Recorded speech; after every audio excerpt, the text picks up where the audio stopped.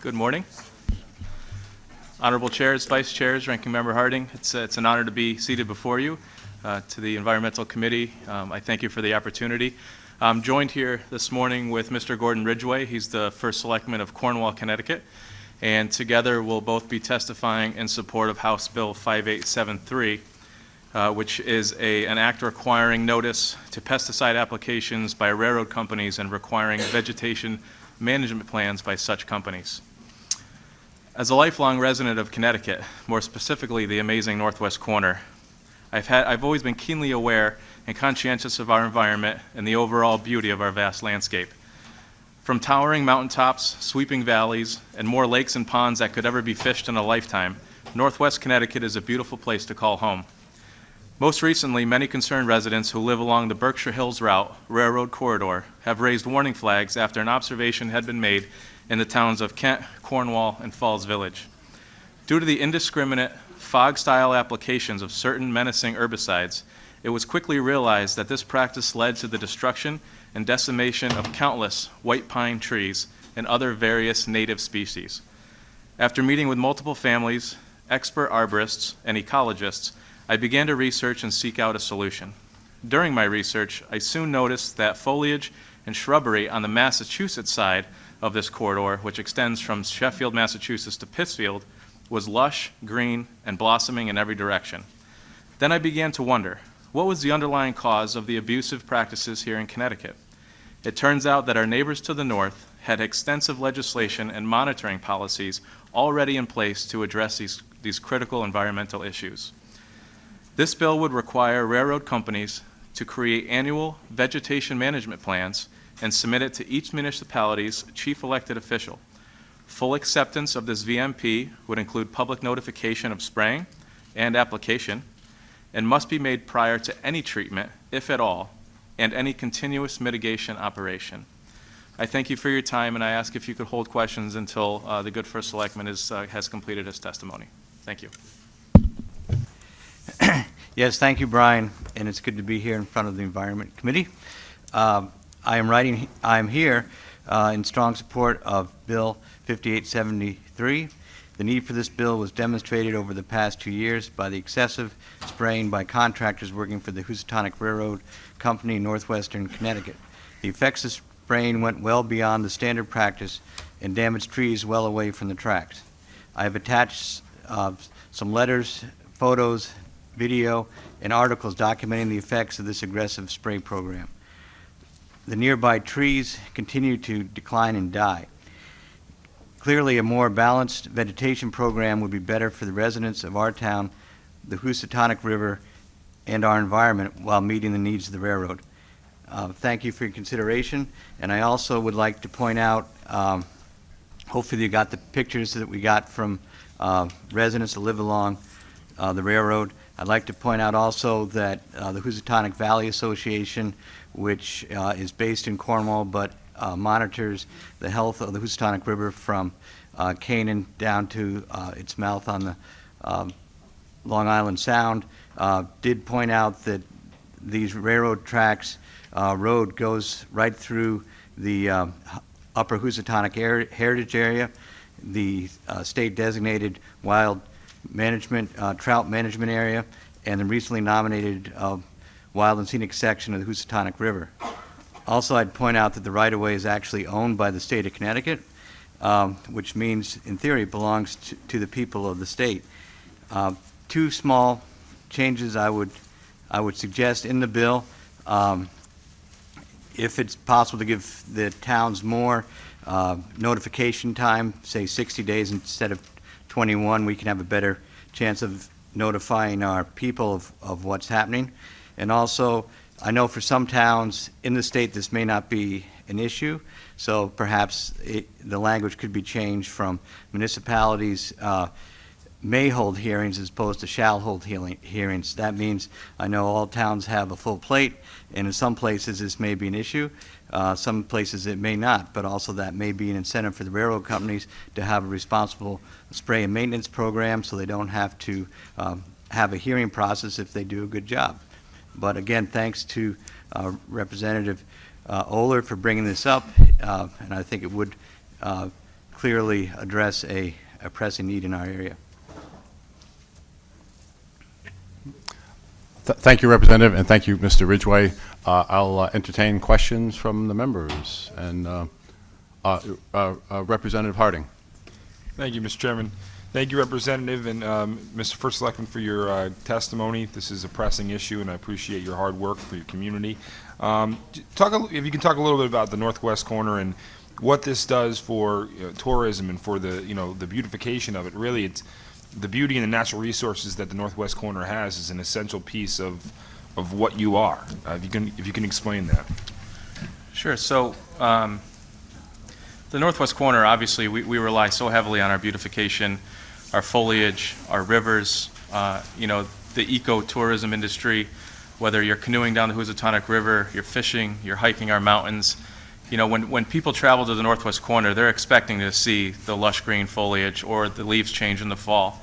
The practices by the railroad companies, when they've applied these herbicides, it's been a vicious cocktail of a number of well-known herbicides that have, if not applied properly and to targeted species and just sprayed in a fog-light pattern, it does say in the SDS labels that it will kill off certain native species too, and killed white pines. When you consider our neighbors to the north in Massachusetts on what they have done, they have elaborate 16-page yearly operational plans that are submitted to each municipality along their corridor, so Sheffield, Great Barrington, Lee, Lenox, all the way up to Pittsfield. And it covers everything. And what they've also done to include, regulating what herbicides are used, the only one that they've used so far in Massachusetts is Aquanit, which is a type of glyphosate is the accurate word, which is less harmful to the environment. When you consider what they've used here in Connecticut, they use such products as Streamline and Escort, which on their labels itself, it says do not contaminate with any water or in the vicinity of any body of water.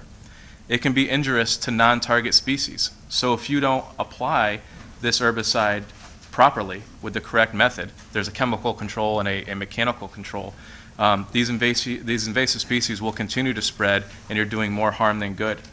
And on the label of Streamline itself, it says any runoff will last upwards of 6 months. So if this is a topical treatment and you're just spraying these leaves, up to 6 months it can still run off into the waterways. And that in particular, it says, will lead to the death, not including, or not up to, but will include white pines, which when you look at those pictures, you'll see about a quarter-mile swath of white pines, 70 feet in excess, are completely decimated. And when our visitors and tourists see this, and even when our residents along the corridor see this, it's tragic to see it. It's tragic to the health and the beautification of the northwest corner. And I believe since Housatonic Rail in particular, they've already gone through all these hoops and measures in Massachusetts. Why can't we replicate that here in Connecticut? They're already going through all those measures. It's easy to ask them to do so in Connecticut. And I think having the public's input on what is required, having residents have a say in the process, giving the municipalities some leverage to work with these big railroad companies, I think it's a great solution. I think also within a mile of this stretch of track, almost parallel to it, is the Appalachian Trail, which attracts visitors from all over the world. It's increasingly popular. In the last several years, there's also been a bikeway that runs from New York City to Montreal. The Western New England Greenway has been established along the same stretch of ground. And when people come to Connecticut, they just don't want to see dying trees that are clearly killed by artificial means. I mean, it just stands out like a sore thumb in a green valley. I want to thank you for your testimony. Thank you, Mr. Chairman. Thank you, Representative. Representative Zebrin. Thank you, Mr. Chairman, and good morning to both of you. It's nice to see you again, Representative Ohler.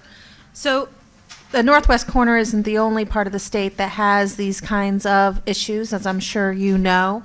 All along the Connecticut River, there's a railroad trail that is at the northern part of the Connecticut River by Middletown, which is not used by a railroad, and then the southern portion, starting in Tylerville, all the way down to the lower part of the Connecticut River Valley is operated by one of the largest tourism railroad lines in the state.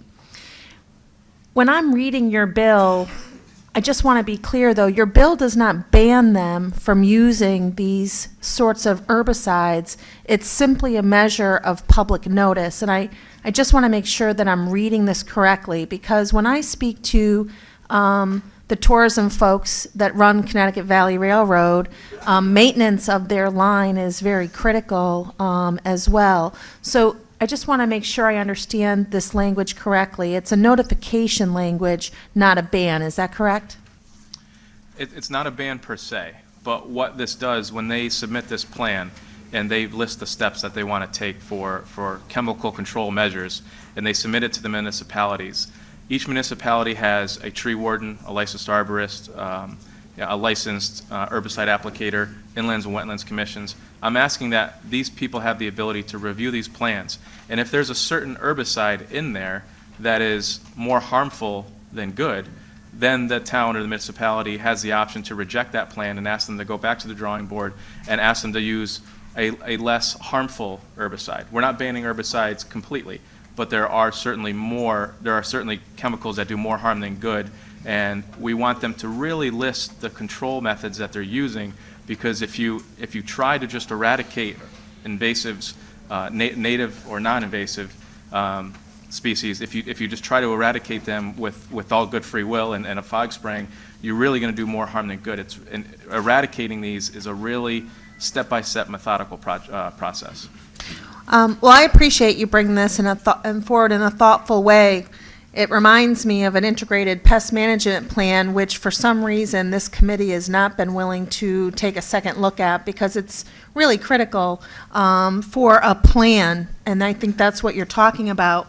But I have to tell you, I'm a little concerned about the timeline, and I would ask that some additional thought be given to having it, instead of it being every calendar year, that it be done in a more maybe a 2, 3, or 4-year period, because the amount of benchmarks that you're talking about are certainly important to protect the environment, but it could also delay a plan being approved, and that's my concern. So I do support the intent, certainly, of your legislation, but I think when we're putting language together, I would ask you to consider looking at it in more of an extended way, and also think about those benchmarks, those what some small businesses would refer to as hurdles, to trying to get this kind of a plan approved. And I look forward to having a conversation with you as you continue to work on this bill. Thank you, Mr. Chairman. Thank you, Representative. Thank you, Representative. Representative Dillon. Thank you very much, and thank you for fighting so hard for your community and your quality of life. Have you met with representatives of the railroad? Our Board of Selectmen has given the railroad all this information, and we've met with representatives of the state, also the DOT people, and they say that all this is within standard industry guidelines as far as the application, so we have met with them. But I have to say it has not been very satisfactory response. I totally understand the need to preserve the integrity of the rail tracks and the rail bed, but there's two different types of application. One is to do the spraying along the rail bed. The second, where they really went off the track, so to speak, was when they went, all the spray drifted off into the neighboring trees, and that didn't seem to make any sense, because they killed 50-foot trees down entire lengths of the track, which means the trees will die and they'll fall onto the railroad tracks. So again, there's not a problem with standard maintenance of the tracks, and you can understand that because it's creosoted cross ties and everything. It's sort of a compromised area anyway, but when they drift off into the surrounding trees, that seems to be the problem. And again, if you stand there and see 1,000 feet of dead white pine trees and people say this is industry standard, it doesn't make any sense either from a business standpoint. If you want to cut the trees or trim them back, which was what they used to do, if you want to kill a tree, trim it back if it's near the track. But just to kill a bunch of trees that will then fall either on people's property or into the tracks doesn't seem to make any sense. So we didn't get very far with our concerns. Well, the pictures you provided were very, very helpful. Thank And so thank you. And the contrast with Massachusetts is kind of interesting. and I think that deserves a little bit of scrutiny. I was trying to think if there was something that we could do that would be specific to Housatonic, but now Representative Gibbon may have kind of jumped that, made that difficult. But I wondered if there was some way to bring the parties together and to, it makes no sense to me, having read your testimony the other day and then looking at the pictures, that there should be a difference between the Massachusetts and the Connecticut protocol. It seems that to me it would be seamless. Perhaps there's something obvious that I'm missing, but it sounds to me like you're right. Representative, if I could, I'll offer this information to the committee in more copies at the conclusion of the meeting. But there is a diagram that states the vast difference between Connecticut's lack of plan and preparation and what Massachusetts has. Just a quick example, sensitive areas. In Connecticut, applicators must strictly follow manufacturer instructions. That's all Connecticut requires. In Massachusetts, for sensitive areas, only certain pesticides and herbicides and techniques are allowed. Buffer areas, which are bodies of water, streams, culverts, etc., must be taken into consideration. Other restrictions, water supply areas, certain habitats for certain species, wetlands considerations, inhabited and agricultural areas. So Housatonic Rail, and specifically, that's what we're talking about, they've already gone through the measures, which is essentially from Canaan a 2-minute trip up the road. So half of their corridor, they're already using this process. Why can't we simply replicate this in Connecticut? Well, I guess I hold back a little bit because I think the department is going to be looking at some really dramatic damage from the changes they're making in Washington. They're talking about making a lot of cuts to EPA. I don't know how that's going to affect our personnel. It makes me really guarded about pushing. We're going to find out, I think, that they're going to be doing a lot less for us than we have come to expect. And so I'm trying to think if there's a way. I think we should help you to work with the railroad, but I'm very, very skittish about the budget impact of the changes they're making at the federal level. So anyway, that's just my first take. We'll see what the committee thinks, but you've really made a persuasive case. And my only thought is that our trees are already dead. It'd probably be good to prevent this from happening in other places if you can. I mean, you can't, what do? You can't bring them back. I mean, but again, this could happen other places and still meet industry and government standards. Thank you. Thank you, Representative. Representative Gresco. Just one follow-up question to Representative Dillon. What did the train companies tell you when you brought that point out? How come when you get to the border between Massachusetts and Connecticut, it changes, and how come they're not doing both protocols? Just because we don't have to? That would be fair to assume. There was some testimony I see submitted from the DEP and DOT stating otherwise. I believe one of the testimony from Commissioner Clee said it would be a burdensome act for municipalities, but no really true justification as to what the difference is or why we can't simply replicate what Massachusetts has. And having a chief elected official from a municipality, I know everyone seems very eager they seem very supportive of having this plan enacted, or having each town have the opportunity to look at the plan and what's best for the area. So I don't see a huge financial burden at all, since we're asking them to simply replicate what's already being done. Right, I don't see, or anticipate Massachusetts authorities being present when this is being done. It's just, this is the way it is, Right. and it's obviously being complied with. And Sure. well, representing the quote-unquote caboose end of the Housatonic River, I like where this is going. Thank you. Thank you, Representative. Representative Wilson. Thank you, Mr. Chairman, and good to see you up there, Representative. Don't know if it's your first time, but this is my first time in a hearing.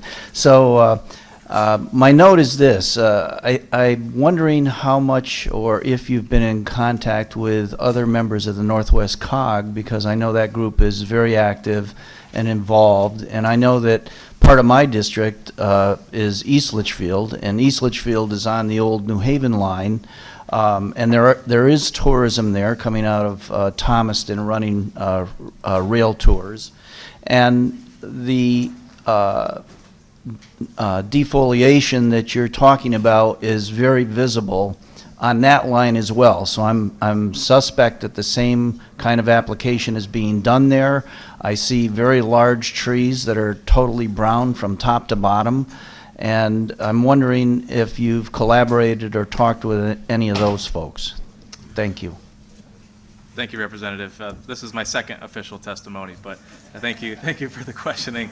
I haven't talked to any COG representatives, but I would say from a safety standpoint, and the line that you're talking about, as a safety professional by trade, I certainly worry on how antiquated these lines are. A lot of these rail systems are over 100 years old. A lot of the ties are deteriorating. When you look at all of these trees that are being killed off, you're now killing that root system. You're killing the integrity of that soil. So now the integrity of the tracks are becoming very uneasy. How often, at least once a month, we hear of some type of freight derailment in Connecticut, and I think that's a really serious issue. Now you're going to cause severe erosion, and whenever you have erosion present, all of those herbicides that you've applied, any type of water runoff, they're going to take the quickest eroding path down into the river, in the body of water. So, if the railroad companies are really harping on safety, I ask them to think of the broader picture and consider what else is at risk. I think also the Connecticut is a very densely populated place, even in northwestern Connecticut. A lot of these rail lines go right through villages. So, I mean, we're talking about serious pesticide applications in people's backyards. It's killed all people's gardens. I mean, it just seems like, it's one thing if you're out in the Great Plains, but it's another thing if you're using these things through populated areas. I agree with you, and one note that I forgot to bring up was that rail line in East Litchfield literally, in many places, passes within about 10 feet of the Naugatuck River.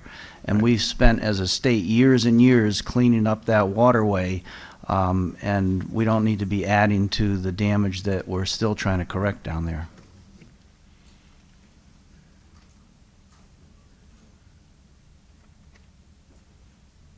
Yeah, Representative Dubitsky. Thank you, Mr. Chairman. Thank you for coming in. It sounds like this is a pretty big problem. I haven't seen the photos. Where are the photos that you've submitted? Are they online Mr. somewhere? Ridgway's testimony. I'm sorry?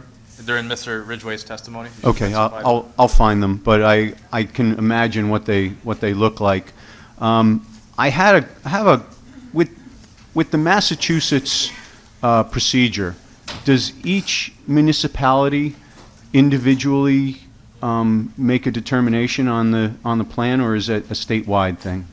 Yes, it's sent to each municipality along the corridor in Massachusetts. They give their residents proper notice, and I believe within, I'm not familiar with Massachusetts, but within each board of selectmen, they can confer with inland wetlands, their arborists, any type of applicator, and then if they approve it, then it's okay for the railroad to spray. So if Sheffield says yes, they spray there. If Great Barrington says no, they shut off the applicator. They go to the next town, and then so on and so forth up the corridor.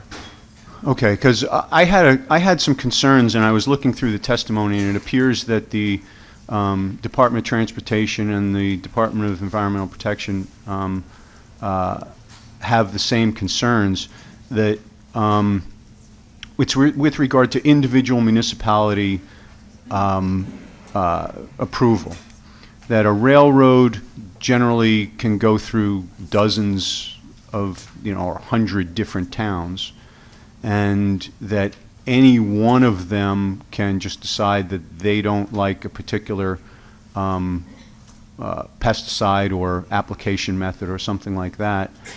And my concern is that, first off, that have you looked into whether or not this is preempted by federal law in the first place? Because those railroads are generally covered under federal law, and having, if the railroad operates across a couple of different states, having one town be able to essentially regulate within the right-of-way, have you looked into whether or not there's an issue with federal preemption?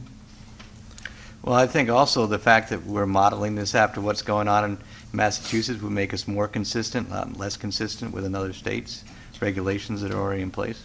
And in Connecticut, we own the right-of-ways, and we lease the tracks to the railroad companies, if I'm correct. So the state of Connecticut would still be the governing body. The tracks are federally regulated, but the right-of-ways and the property itself is owned and governed by the state of Connecticut. Well, whether it's owned by the state does not necessarily mean that the state retains regulatory authority over it, does it? I'm not sure about that. Okay. Well, I would just ask that you consider that, because it's, you know, the Department of Transportation seems to have a concern that it's federally preempted, and I had that concern even before seeing their testimony. The second one is that obviously there's a problem, and I certainly encourage you and hope that we can develop something that will solve the problem. It would just seem that it would make more sense to do it on a state level, so you have one plan that each municipality can comment on, and have one plan, as opposed to having the railroad that goes through, let's say, 100 different towns, has to go to 100 different meetings to get a thing approved. That they could have one plan that could cover their whole railroad. It sounds to me like there is no plan at this point, that they just do whatever they want. I would agree with that, if we could make it a little more specific to each particular corridor. So whatever corridor is responsible by whichever company, a plan should be submitted by that company for that corridor. So, you have Shoreline, the corridor, you have the Housatonic Rail Corridor, if there's a rail, East Litchfield's rail line. So whichever company is responsible for that particular corridor, they should be responsible to create that plan themselves, because they're applying the herbicide. And would it make sense for that plan for each corridor to be approved by the state as opposed to by each municipality? Well, the only thing I'd say, though, is we have appealed to state agencies to look at this, and even though it's on the banks of the Housatonic River, these dead pine trees are within sight of the Housatonic River. The state DEP apparently doesn't even feel this is a problem. I mean, the only people that feel it's a problem are the municipalities, because we are the most responsive to our residents, and we get it.